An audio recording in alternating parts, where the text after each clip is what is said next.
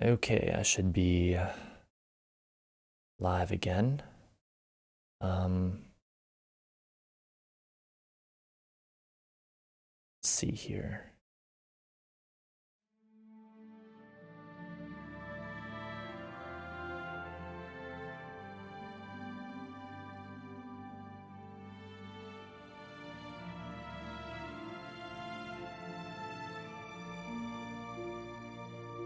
I think it's working.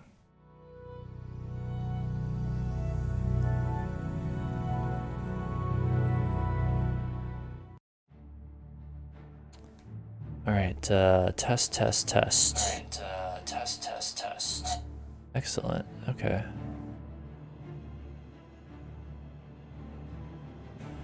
Okay, I'm officially back. We have survived Oblivion's glitches.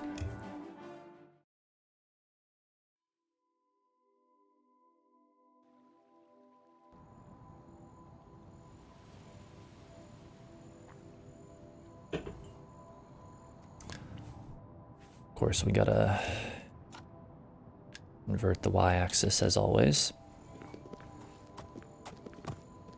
All right, so fortunately, I did save like, I don't know, 30 seconds before it froze. So, oh look, a troll. A dead troll lying on the ground. Very odd. I did not see that before, but yeah, so not much progress was really lost.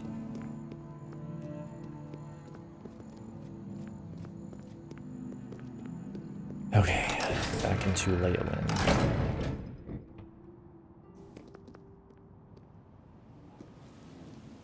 Be the Scalawag.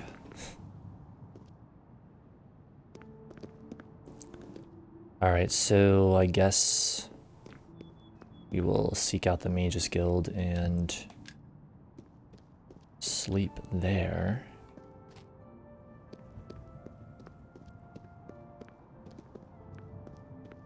And then we'll sell some things, and then I guess we're gonna head north and that was weird. We're gonna go back to the Imperial City and the Arcane University and engage in some conversion of things. Hello again, Rich. If you like Oblivion, do you like D&D?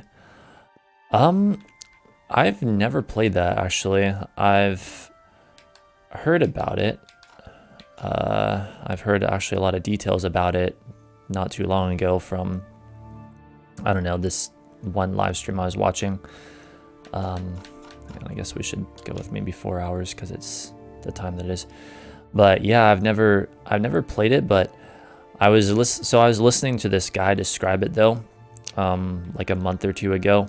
He was a guest on a live stream I was watching, and the way that he described it and described like those kinds of role-playing games in general made it sound very intriguing and like something that I might want to try, whereas prior to that, I just kind of, I don't know, I didn't really know much about it. I just assumed I kind of wouldn't be into it, but after listening to that, I'm like, oh shit, I need to try this sometime. But no, I've never played it. I'm just really obsessed with the Elder Scrolls games for some reason, particularly Oblivion and Skyrim. Where the fuck are the shops here? I'm losing my mind.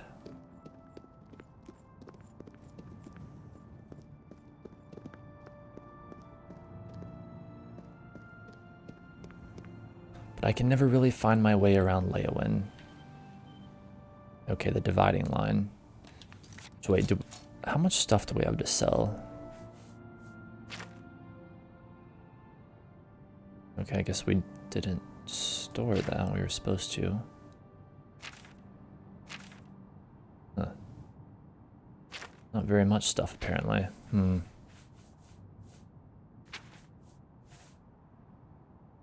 well, whatever. Store that. Two kinds of D&D. The first is crap parties that make for bad play, and the second, the reason people are actually into it is fun, enjoyable campaigns. I see. Crap parties make for bad play. Yeah, I can imagine. Reason people actually into it is fun, enjoyable campaigns. Yeah, like the way that this guy was describing it, it made it sound like there could be endless possibilities and like so many things that are not possible when playing a video game like Oblivion or Skyrim. And I don't know. Talked about sort of invoking one's imagination like powerfully, and like the only limits are the limits of your imagination. And I just thought it does sound interesting, but I feel like, I don't know, like it sounds like something you'd have to really devote a lot of time to, I guess. And I don't know if I would necessarily want to do that. I'm already trying to do like a million different things at once, it seems, all the time. But all right, I guess we'll sell some things to this guy. I hope I can help. Think of it as collaborative storytelling. Yeah, and like when he described how someone has to always be the game master, that part I found a little bit intimidating, because I thought to myself, well, geez, I don't know, I'm glad there are people that enjoy that role, because I feel like I would not have the creativity to come up with like all these different scenarios and stuff. Like if I were to play it, I would not want to be the game master, I guess, at least from like my understanding of it. If I were to play it, I'd want to be one of the other players, basically. So I guess I could sell him this chalice. I don't really need it. Okay. Thank you. Come again. You bet. Good day.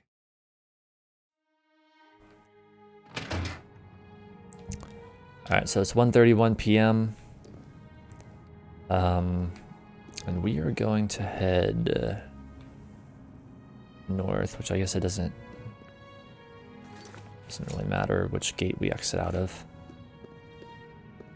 Good dungeon master knows the mechanics and uses them to help players to realize their imagination.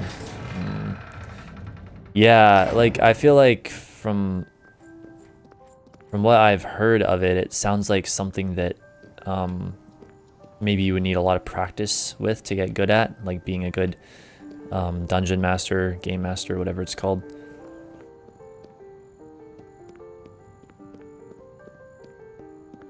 And I feel like I would be so lost in that role.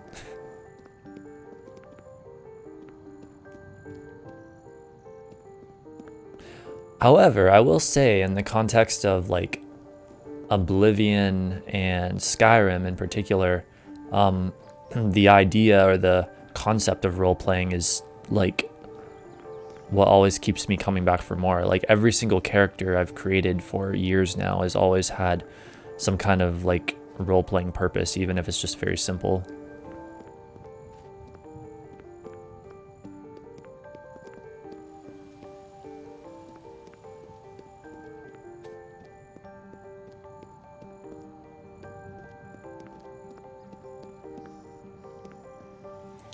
Easier than I would think. Well, that's good to know, in case I ever did try it one of these days.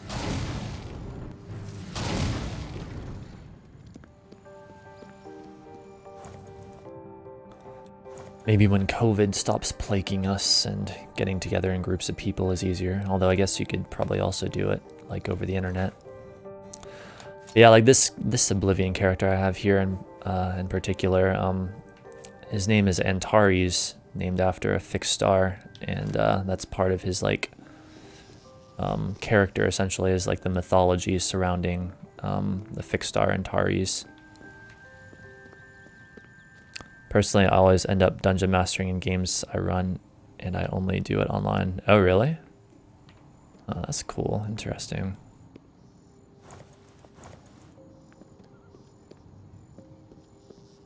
Maybe it's the kind of thing that, like, if I tried it and got into it more, and had more time with it, that then I would, like, really enjoy doing.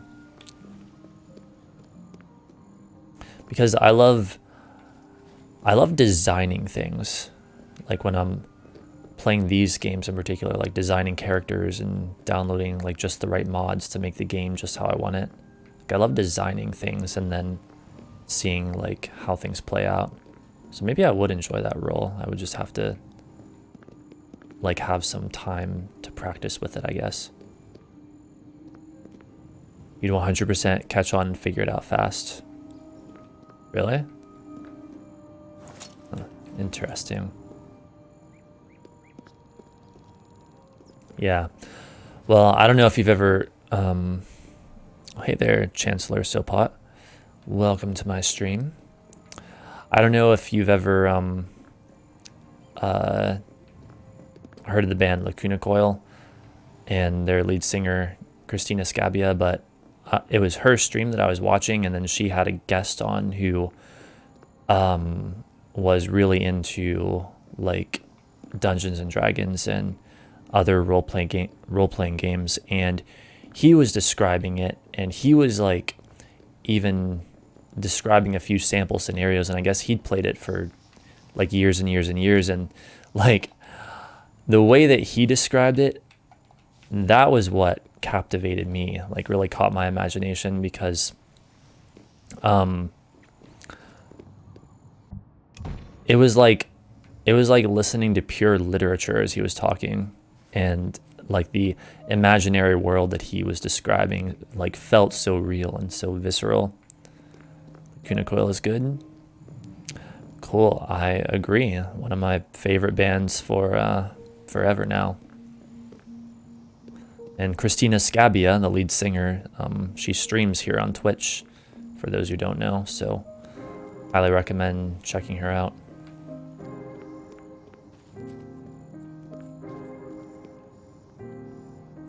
Of course, not that you'll likely see me in those streams, only because I always lurk.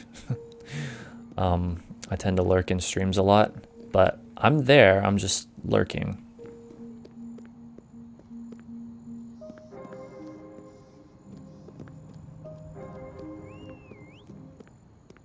Uh-oh. We are under attack. Where's my imp?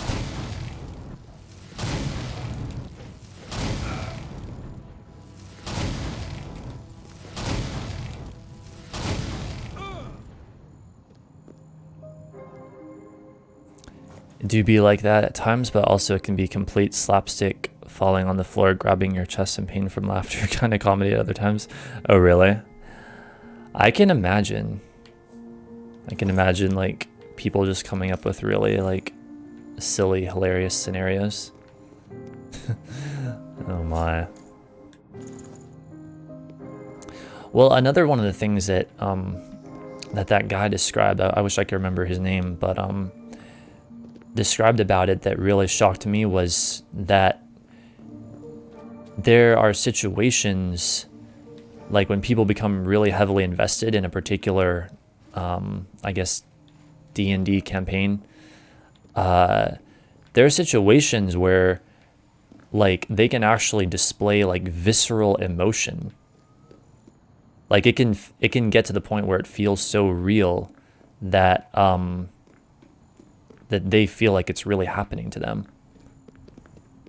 And again, like, I've never played myself, I'm just going off of what I heard. And I just thought, wow, that's pretty amazing. That's something that I don't think a video game very often, if ever, can give you.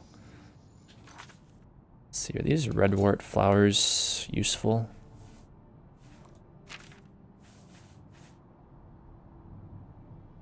Cure poison, I guess that's kind of useful. I think they get more useful once you learn more alchemy, though.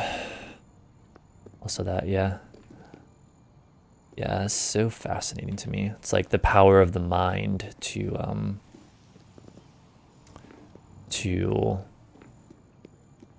tune into things, I guess. There are groups that use D&D and other roleplay systems as therapy, mostly for kids. Huh, interesting. Yeah, it sounds therapeutic. Okay, this stuff is like jogging my memory now. This is kind of funny to me because one of another thing that I heard in that I found so fascinating was this idea that they are therapeutic because you can expose yourself to situations that are imaginary that you would rather not expose yourself to in real life, that can help like teach you about life or help you gain perspective or whatever, like with relationships and stuff like that. There was a specific example that was described, but I don't remember exactly how it went. I just thought, wow, yeah, like it's probably what I need. Uh-oh. Hang on, let's use this.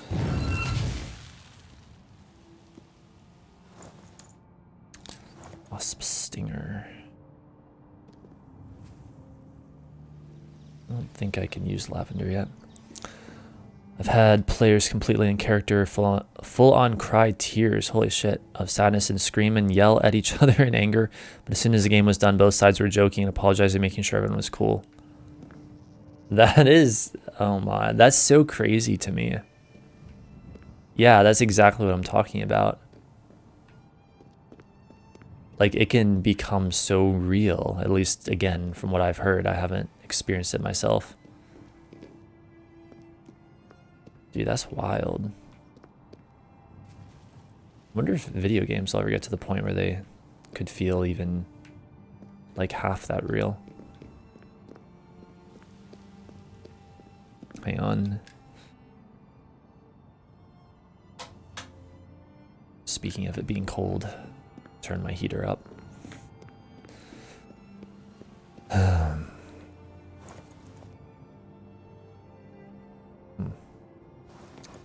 Kind of tempted to take his armor and sell it, but I don't think I will right now. With VR progression, I don't see why they can't. Good point, yeah. Okay, that was weird. Yeah, I've never... What the fuck is happening to my game right now? I've never had the pleasure of playing anything in VR yet. But hopefully I will one of these days. Depends on the game. Yeah.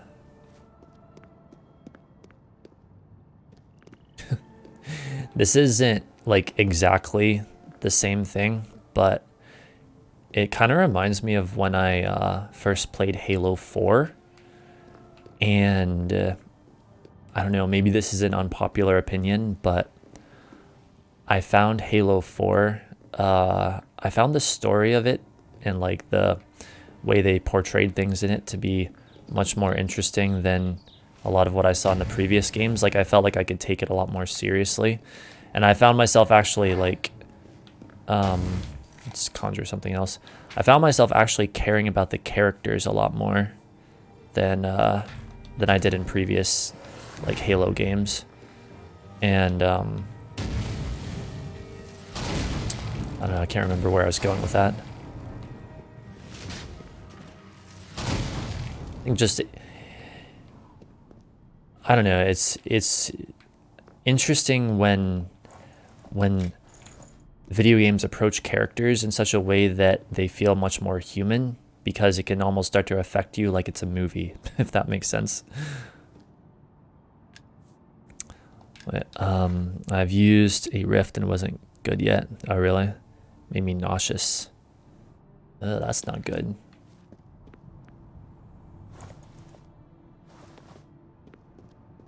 Damn. Yeah, I wouldn't want to get nauseous. Save here, you never know when this shit's gonna crash. 2:02 a.m. Well, technically my time would normally be up at this point, but this is pretty fun, so I think I'll stay for another, like, I don't know, 15 minutes at least.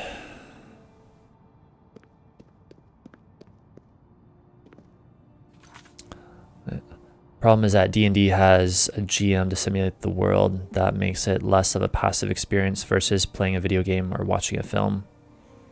A game master simulate the world. Yeah. Yeah, it all depends on like your imagination. It's a screen door effect. You can still see the pixels in VR. Oh, I would hate that. Jeez. Yeah, I mean, especially now that we're in 2021, it can't possibly be that long until they get to the point where they can make VR that is not like that. VR that is high definition enough to have that intense realism that one would want.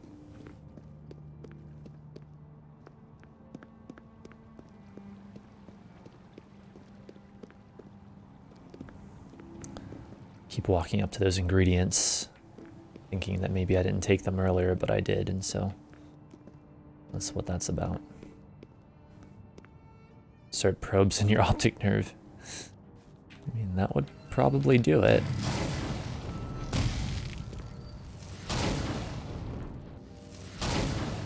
Okay, I don't know where my imp went, but we're going to dispel all right now so I can get it back.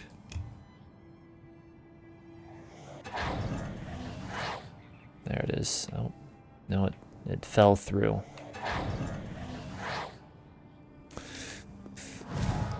Oh my.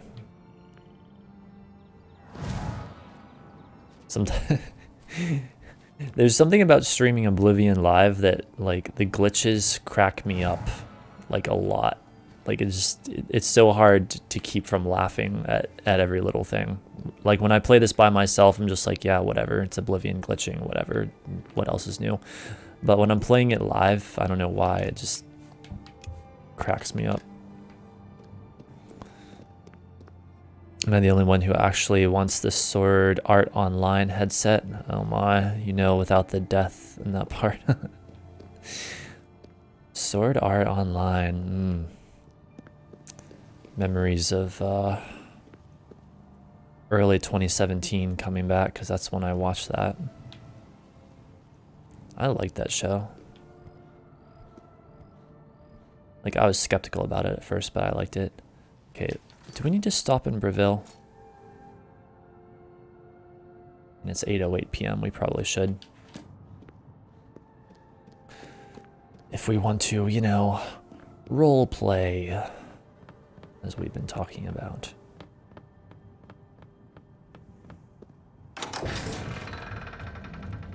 VR need to be at that level. I mean, like getting to the point where it can literally transport you into another world that seamlessly, that would be something. Hello. Just hope that we don't all get trapped in there because of a maniac running things. Yeah, what time is it? 8:31. I guess we will have an early night. Mascars and Midas, very nice. Thank you. I saw him a couple of days ago. How did you figure out that I have Midas installed? Well, at least they're slow and not too bright. Must have. Oh, maybe it's one of the. Must have been the spells here, I guess. Probably. Their pincers are sharp, though.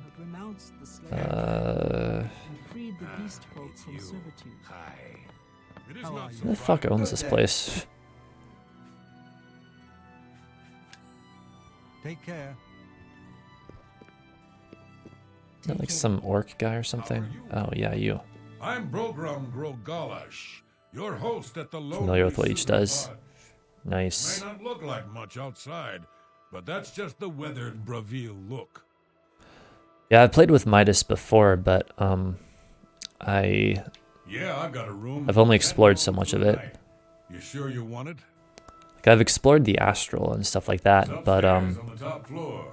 Only room I've got. still a lot. I think both beds should be clean enough, so use whichever you prefer. There's a lot more of the astral that I have not explored, basically. Farewell. Farewell to you too.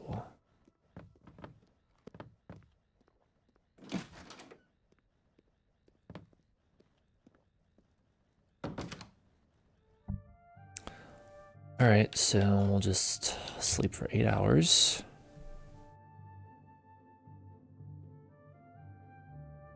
Oh, I have 5 viewers right now. I'm shocked. Thank you guys. Of course, I get viewers right as I'm gonna have to like head out soon, but that's okay. I appreciate it.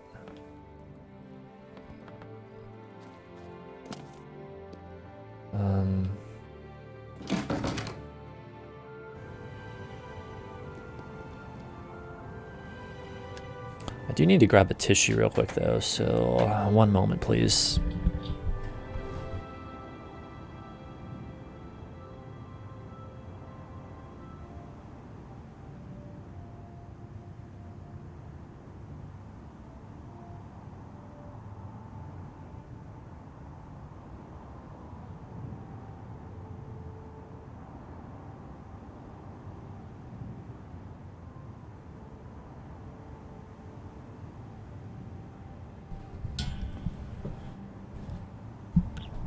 Okay.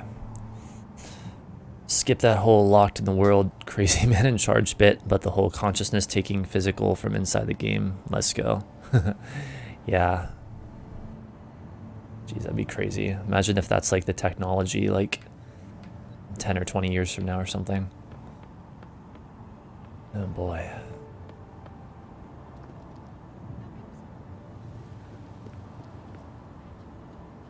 Okay, so a couple of things here.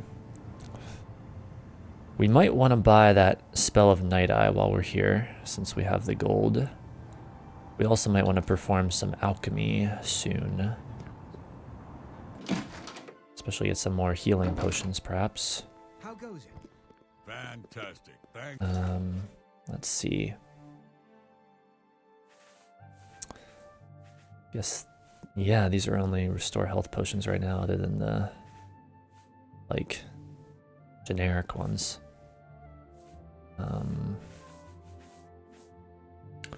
So, okay, let's I don't like to think access our magical chest. Another Midas spell right there. Get out our alchemical equipment and anything that restores health. And I think we're still good to go with Magicka.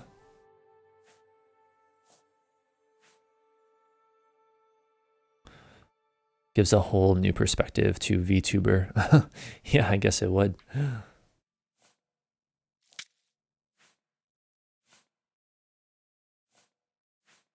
Jeez, can you imagine? It's kind of scary in a way, though. All right. Hello. How about So that? let's just sit down right here In the Somerset Isle. and get out our alchemy. How so? Just the idea of like how advanced technology could possibly theoretically get. That's what kind of scares me a little bit. But you know, Aldmer have technology will march on. It could be a dangerous situation. So we don't have a whole lot of things that can restore health, but oh well.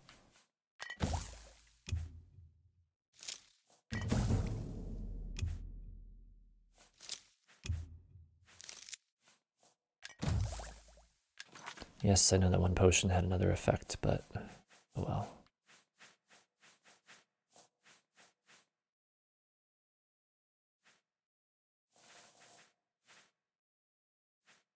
And yeah, we've got plenty of restore magicka potions, so nothing to worry about there. A hail and hearty welcome, Welcome. friend. If you wish to talk, the It is Colovian really Isles travel. So now we're gonna store this stuff again.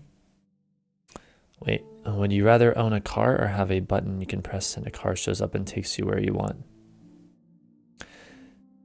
Definitely the latter. Sounds a lot easier.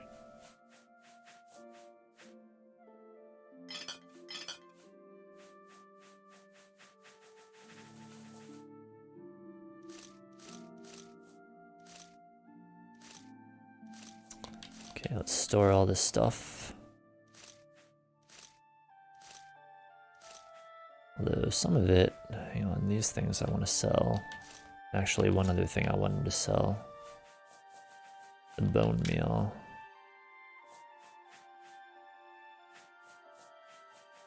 And actually, the scamp skin also. The lowlands of Technology is the way to it then. Oh yeah, I mean, don't get me wrong, I'm not like against technology or anything. I love technology. It's just a little scary, like thinking about how advanced it could become and like everyone living in a virtual world and stuff like that. Of course, I say is I'm kind of in a virtual world right now. Okay, so I need a spell of Night Eye. Are you sure? I want those pills like Bulma had in Dragon Ball. The news from the other parts of Tamriel. Boy, that's All tidings from Skyrim. That's really stretching my brain. It's been a long time since I've seen that. Like, I was a literal child. How do you do? Good day. Where the hell are the people that sell spells? It's probably too early for them. I guess we'll wait 2 hours.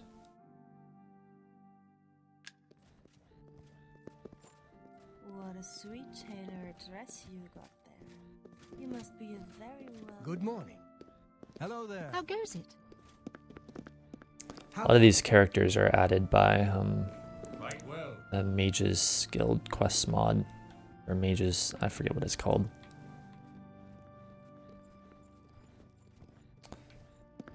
Where are those who sell spells? You Oh, must be a hello. very wealthy being. Speak. I guess we could, maybe a Warlock's Luck has them.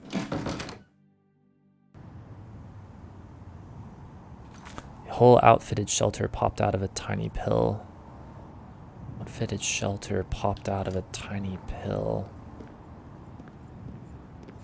I think that slightly rings a bell, but I can't remember completely. Like, that sounds vaguely familiar, like I could see that being in that show, but I can't really like remember. Wait, I couldn't pay attention. Dragon Ball is one fight lasting 200 episodes. It's just too much for my short attention span. Yeah, I mean, I was only into that as like a literal child, so yeah, it's been a long time. I'm talking about what happens in the first few episodes.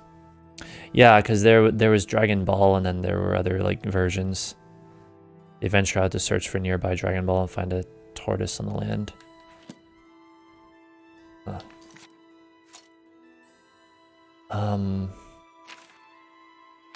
Get this ready. What can I do for you? Well, do you have a spell of Night Eye? Only quality goods for sale here. You do. What can I interest Eyes of you in? Eventide. Okay, hang on a second though.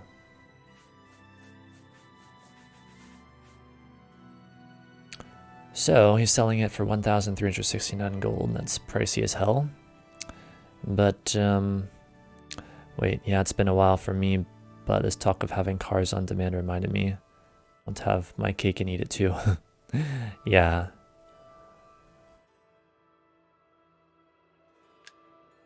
Yeah, it would be nice if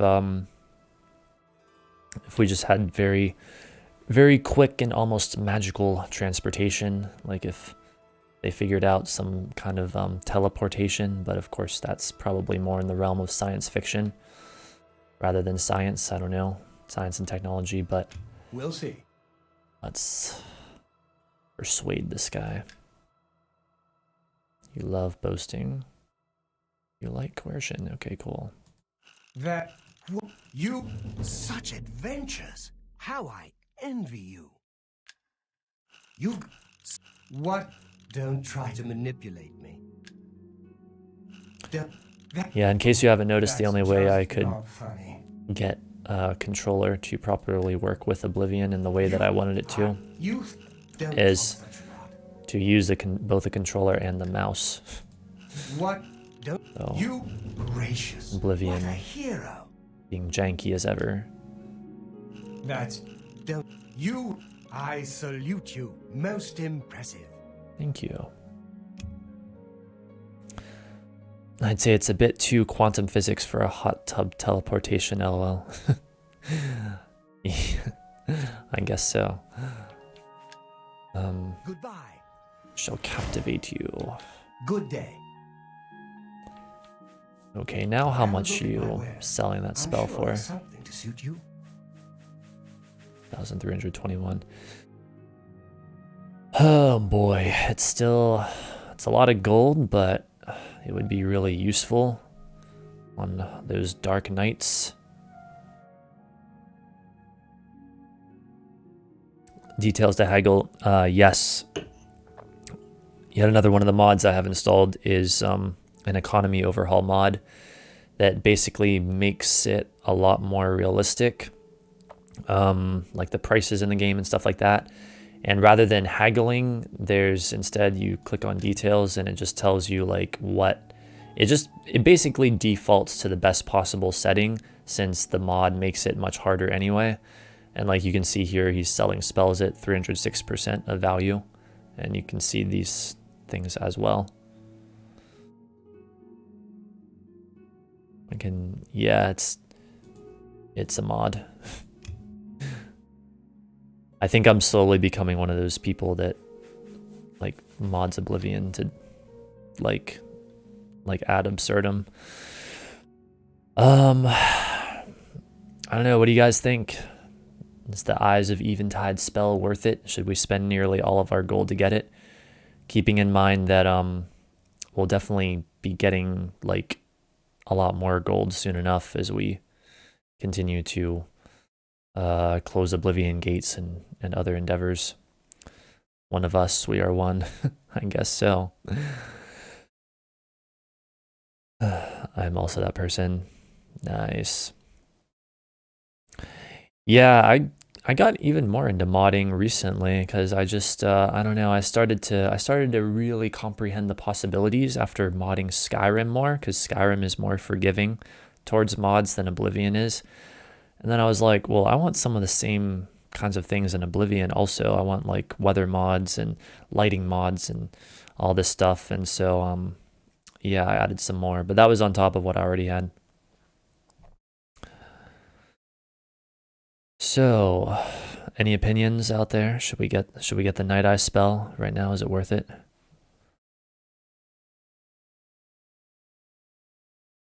I'm leaning towards yes. Say mod it till it's what you want. Yeah, indeed. Rather pay for an enchanted item and keep modding till it's better than that. Yeah. Just with Oblivion, it's like Oblivion's so fussy and sensitive to like every little thing you do to it. So I always try to be really careful with it.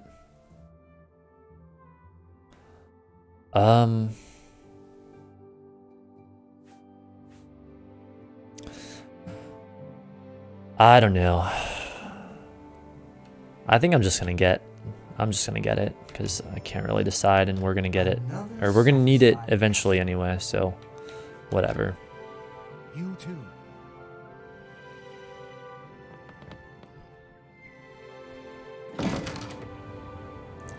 You're not risking blowing it up. Are you even doing the thing? Yeah, indeed. Not with this game, you're not. Wait, I think I lost the context. Oh wait, we should stop. We should stop at the lucky old lady statue.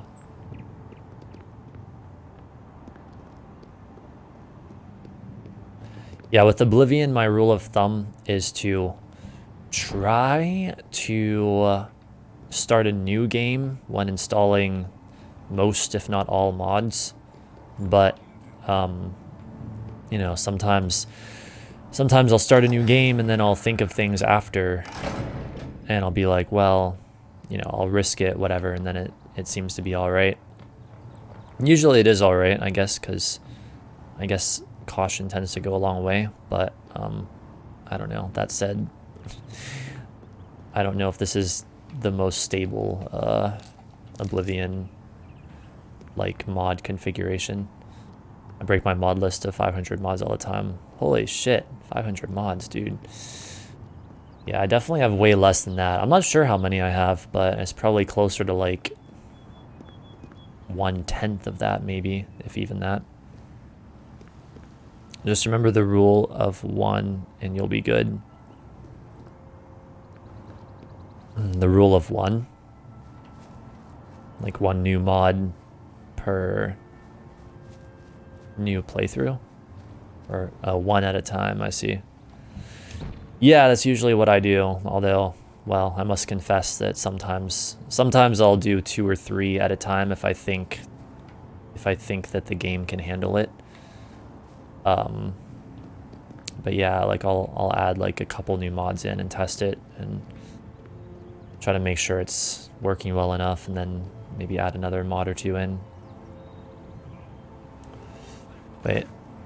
The rule of 1 states only add or change 1 mod and test it, and you'll always know why it's broken. Fuck that. Some shit needs patches. I use bisecting. If something breaks, I deactivate half until I narrow it down. Interesting. Yeah, I just try to be really cautious, I guess. What the hell? Speaking of mods, this is definitely modded.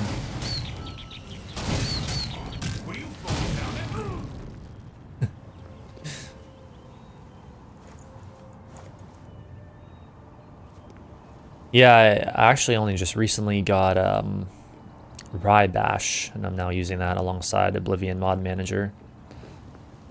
And I've heard a lot of people recommend it because it can create like a bashed patch and all that, which I'm still not using because it forces me to activate DLC that I quite frankly don't think is appropriate for this character. So, oh shit. So I'm not doing that at this time, but oh, that's not good. But I'll do it if I have to. Okay, so weakest potions first, I guess.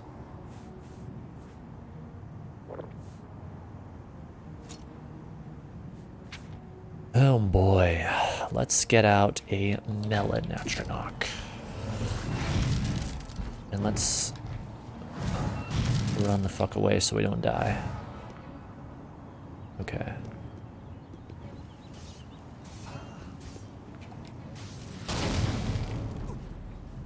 Well, it's time to level up again already. Hell yeah. This wretched hunger evading my attacks. There we go. You fall down and oomph. Why would Rybash make you activate DLC? So it's not the... Wait, what was that? Skillet. It's not the program itself, but it's when you try to apply a bashed patch, basically, like when you build a bashed patch and then you turn it on. At least for me, it forces me to activate all the installed DLC. So like, you know, I'm getting like player homes and stuff that this character would never use in a million years because he's a magic character. You know, he's not like a thief or a warrior or like an evil character or anything like that. So it's the bashed patch basically. So I'm still using Rybash now. I'm using it alongside Oblivion Mod Manager, but I'm not using the bashed patch. Basically my plan is to not use it unless I have to. Wait. But do keep in mind I mostly play games full of toxic asshats who require pain to feel valid, so what do I know, lol. Oh god. Do I even want to know what those games are?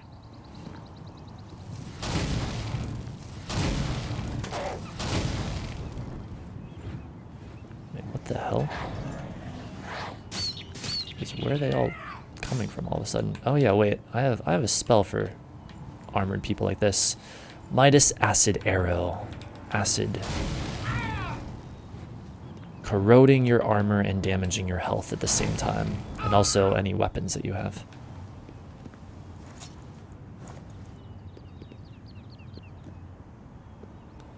Yeah, Rust. Oh God. Yeah, I've seen some gameplay from Rust. It looks like it can get pretty intense.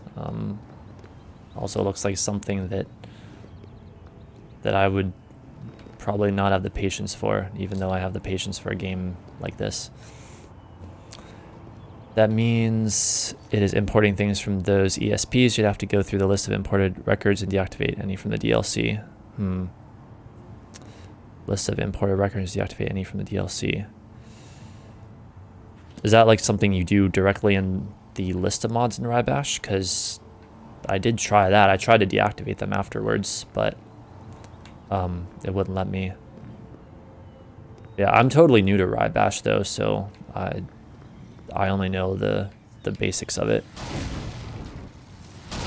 We have a horde of zombies.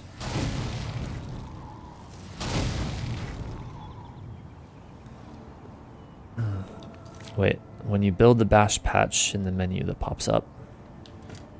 I'll have to look into that. So when I build the bash patch, the menu that pops up, I can deactivate those ESPs for the DLC. Okay, well, in that case, if I can do that, then yeah, I want to do that, and I want to use the bash patch to hopefully help make the game more stable.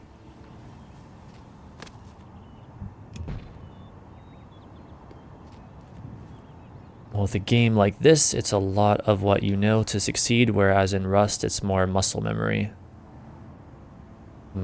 Yeah. Yeah, and I've been playing Oblivion for quite a few years now, although only modded Oblivion for the past, like, I don't know, 6 to 8 months or something. So yeah, I know a lot about this game, but I'm still relatively new to modding it and relatively new to mods, I guess. Hi, Maik, bye, Maik. Yeah, he just running through, like, I don't know what that was about.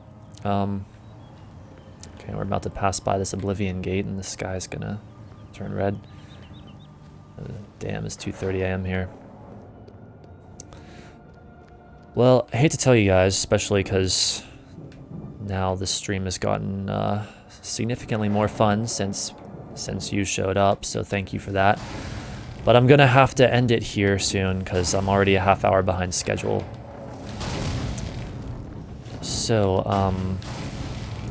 let me just complete this battle, I guess. And then I shall wrap things up.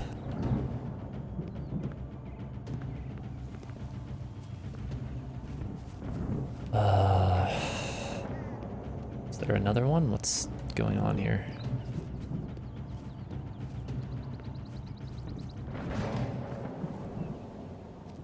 What the hell? He's going to his next hangout spot. Yeah, I guess that must be what it is. By that you mean it's 2:30 a.m. Never heard what? It just said Maik the liar is unconscious. I don't know if you guys caught that. Jeez.